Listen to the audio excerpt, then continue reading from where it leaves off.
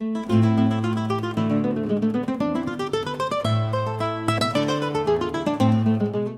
I'm MC Jessie. 大家好，讀你聽2.0，今日繼續讀 Miguel de Cervantes 嘅 Don Quixote， 讀到第49節，呢一節叫做 Which treats of the shrewd conversation which Sancho Panza held with his master Don Quixote。上一回咧就講到兩位牧師嘅思辨啊，對於遊俠主義啊、騎士主義嘅批判啊、立例管制啊，去到一個國家級嘅文學水平層面啊。之後咧鏡頭一轉咧就去翻 Sancho 咧，就嘗試叫 Don Quixote 咧覺醒啦，就唔會講呢啲人全部都係你識得嘅，佢哋唔係咩所謂法師，佢哋只不過咧係妒忌你，唔想你揚名立萬，亦都阻止咗我自己嘅發達計劃。咁於是乎咧就想 Don Quixote 咧脫獄啦、逃出啦。Don Quixote 咧日後拒絕。咁 Sancho 咧情急自生咧就話：喂，難道你唔想去廁所？咁當 Quixote 去到呢一刻咧，就決定咧逃出呢個籠牢啦。咁睇下呢一節佢成唔成功逃出籠牢？跟住我哋交俾 Costa 同大家讀嚟聽。Aha, I have caught you, said Sancho. This is what in my heart and soul I was longing to know.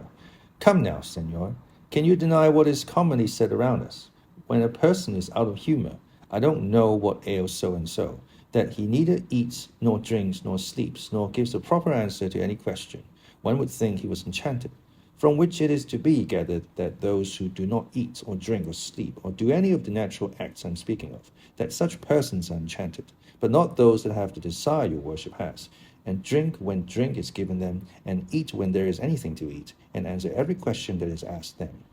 What thou sayest is true, Sancho, replied Don Quixote, but I have already told thee there are many sorts of enchantments, and it may be that in the course of time they have been changed one for another, and that now it may be the way with enchanted people to do all that I do, though they did not do so before. So it is vain to argue or draw inferences against the usage of time. I know and feel that I am enchanted, and that is enough to ease my conscience, for it would weigh heavily on it if I thought that I was not enchanted, and that in a faint-hearted and cowardly way I allowed myself to lie in this cage, defrauding multitudes of the succor I might afford to those in need and distress, who at this very moment may be in sore want of my aid and protection. Still, for all that, replied Sancho, I say that, for your greater and fuller satisfaction, it would be well if your worship were to try to get out of this prison, and see if you could once more mount your good Rocinante, who seems to be enchanted too, he is so melancholy and dejected, and then we might try our chance in looking for adventures again, and if we have no luck, there will be time enough to go back to the cage, in which, on the faith of a good and loyal squire, I promise to shut myself up along with your worship, if so be you are so unfortunate, or I so stupid, as not to be able to carry out my plan. I am content to do as thou sayest, brother Sancho, said Don Quixote, and when thou seest an opportunity for effecting my release, I will obey thee absolutely. But thou wilt see, Sancho, how mistaken thou art in thy conception of my misfortune. The knight-errant and the ill-errant squire kept up their conversation till they reached the place where the curate, the canon, and the barber, who had already dismounted, were waiting for them. The carter at once unyoked the oxen and left them to roam at large about the pleasant green spot, the freshness of which seemed to invite, not enchanted people like Don Quixote, but wide-awake, sensible folk like his squire, who begged the curate to allow his master to leave the cage for a little, for if they did not let him out, the prison might not be as clean as the propriety of such a gentleman as his master required. The curate understood him, and said he would very gladly comply with his request, only that he feared his master, finding himself at liberty, would take his old courses and make off where nobody could ever find him again. I will answer for his not running away, said Sancho. And I also, said the canon, especially if he gives me his word as a knight not to leave us without our consent.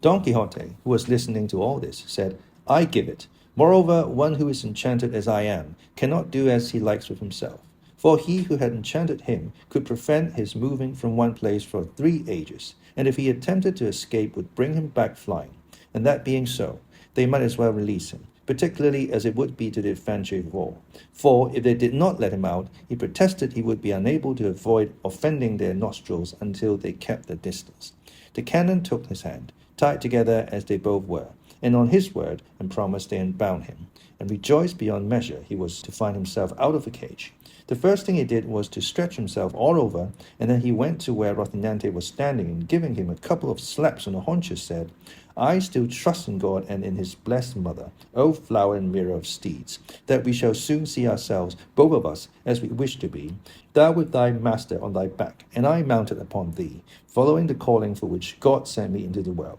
And so saying, accompanied by Sancho, he withdrew to a retired spot, from which he came back much relieved and more eager than ever to put his squire's scheme into execution.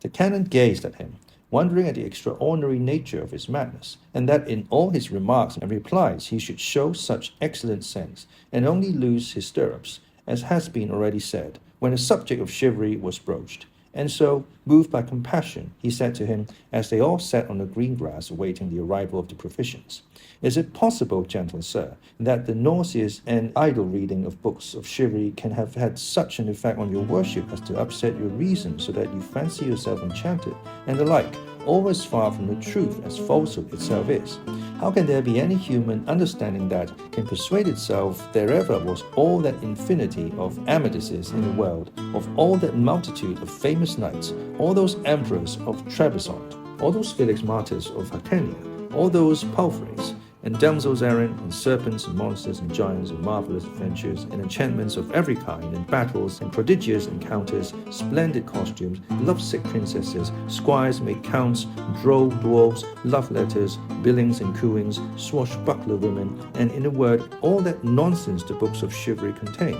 For myself, I can only say that when I read them, so long as I do not stop to think that they are all lies and frivolity, they give me a certain amount of pleasure. But when I come to consider what they are, I fling the very best of them at the wall, and would fling it into the fire if there were one at hand, as richly deserving such punishment as cheats and impostors out of the range of ordinary toleration, and as founders of new sects and modes of life, and teachers that lead the ignorant public to believe and accept as truth all the folly they contain. And such is their audacity, they even dare to unsettle the wits of gentlemen of birth and intelligence, as is shown plainly by the way they have served your worship, when they have brought you to such a pass that you have to be shut up in a cage and carried on an ox cart, as one would carry a lion or a tiger from place to place to make money by showing it. Come, Signor Don Quixote, have some compassion for yourself, return to the bosom of common sense, and make use of the liberal share of it that heaven has been pleased to bestow upon you, employing your abundant gifts of mind in some other reading that may serve to benefit your conscience to add to your honor. And if, still led away by your natural bent, you desire to read books of achievements and of chivalry, read the book of Judges in the Holy Scriptures, for there you will find grand reality, and deeds as true as they are heroic.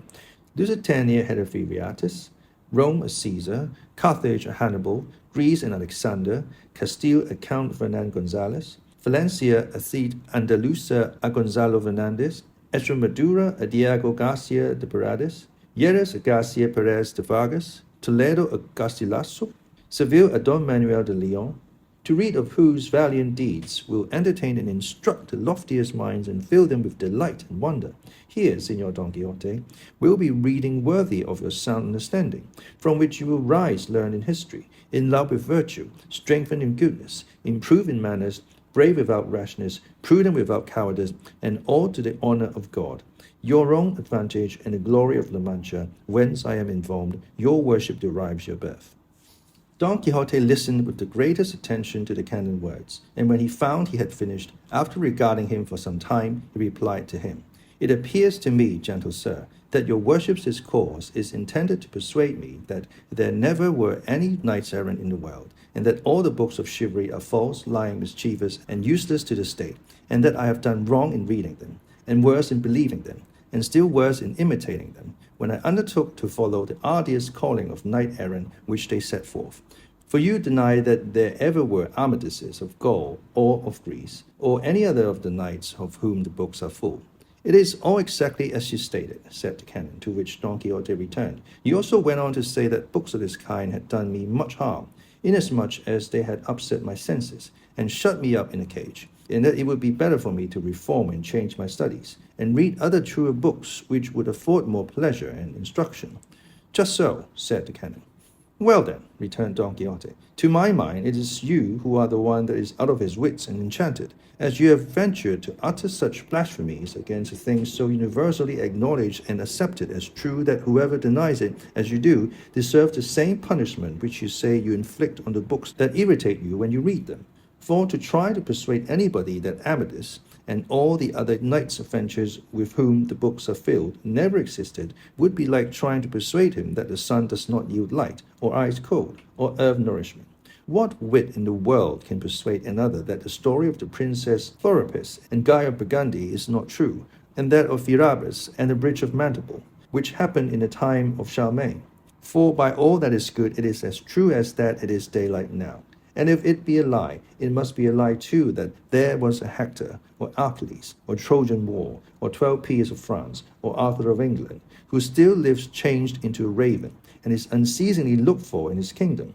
One might just as well try to make out that the history of Guarino Meschino, or of the quest of the Holy Grail, is false, or that the loves of Tristram and the Queen Isolde are apocryphal, as well as those of Guinevere and Lancelot, when there are persons who can almost remember having seen the Dame Quintanona, who was the best cupbearer in Great Britain. And so true is this, that I recollect a grandmother of mine on the father's side, whenever she saw any dame in a venerable hood, used to say to me, "Grandson, that one is like Dame Quintanona," from which I conclude that she must have known her, or at least had managed to see some portrait of her. Then who can deny that the story of Perez and the fair Magalona is true? When even to this day may be seen in the king's armory the pin with which the valiant Pierres guided the wooden horse he rode through the air, and it is a trifle bigger than the pole of a cart. And alongside of the pin is Barbica's saddle, and at Roncesvalles there is Roland's horn,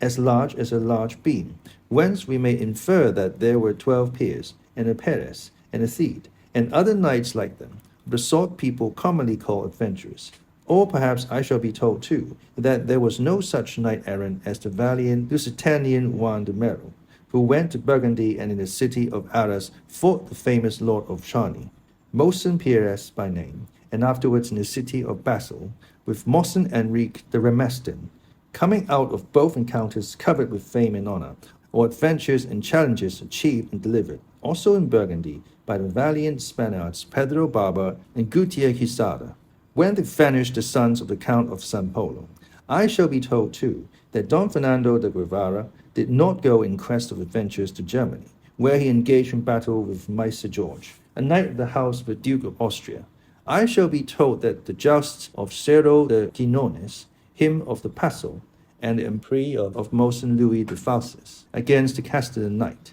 Don Gonzalo de Guzman, were mere mockeries, as well as many other achievements of Christian knights of these in foreign realms, which are so authentic and true that, I repeat, he who denies them must be totally wanting in reason and good sense.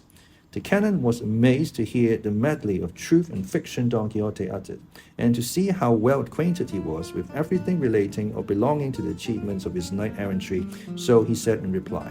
"I cannot deny, Señor Don Quixote, that there is some truth in what you say, especially as regards the Spanish knights-errant, and I am willing to grant too that the 12 peers of France existed, but I am not disposed to believe that they did all the things that the Archbishop Turpin relates of them.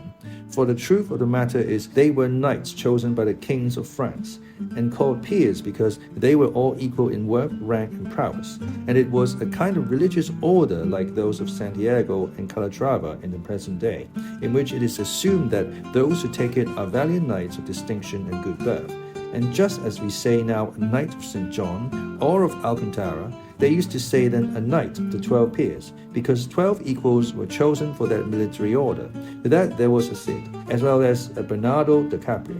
There can be no doubt, but that they did the deeds people say they did, I hold to be very doubtful. In that other matter of the pin of Count Pierres that you speak of, and saying is near Barbica's saddle in the armory, I confess my sin. For I am either so stupid or so short-sighted, that though I have seen the saddle, I have never been able to see the pin, in spite of it being as big as your worship says it is.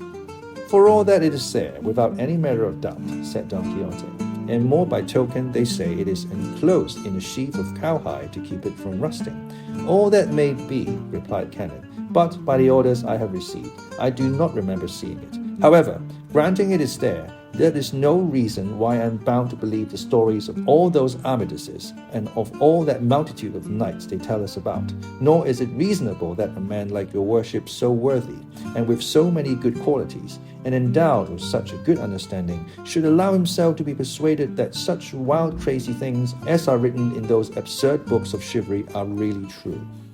唔該晒 Costa。好，呢一節嚟到呢一組。今次咧就思辯嘅爭辯嘅兩人咧就換成牧師同埋 Don Quixote 啦，提出遊俠呢一件事本身佢嘅真偽。咁而 Don Quixote 咧亦都提出咗好多有力說法啦，去坐實佢自己嘅思想。佢反辯啦，提出反駁祭司所講嘅有關法律嘅書籍啊，否定遊俠正當性啊。佢認為佢先至係需要去反省啊。或者佢重新去再思考下佢所講嘅一切嘅存在價值啦，係比較深入嘅，同埋係精彩嘅一個辯論。咁我哋睇下呢一節有啲咩字先。Defraud D-E-F-R-A-U-D，fraud 啦嚇，平時有好多字都係 fraud 係一個名詞啦 ，defraud 動詞啦 ，illegally obtain money from by deception。咁喺文中嘅 defraud 咧就唔係偷錢啊，就純粹係詐騙啊、欺騙。Broach 都係動詞嚟嘅 ，B-R-O-A-C-H。Raise a difficult subject for discussion， 提議啊，提出議論啦，係就難題而作論。Frivolity 名詞嚟嘅 ，F-R-I-V-O-L-I-T-Y。Frivolity lack of seriousness。lightheartedness 無關痛癢嘅。好，呢一節嚟到呢度，下一節再同大家讀你聽，拜拜。If you like this video, make sure to comment, like, share and subscribe to Costa. See you next Friday.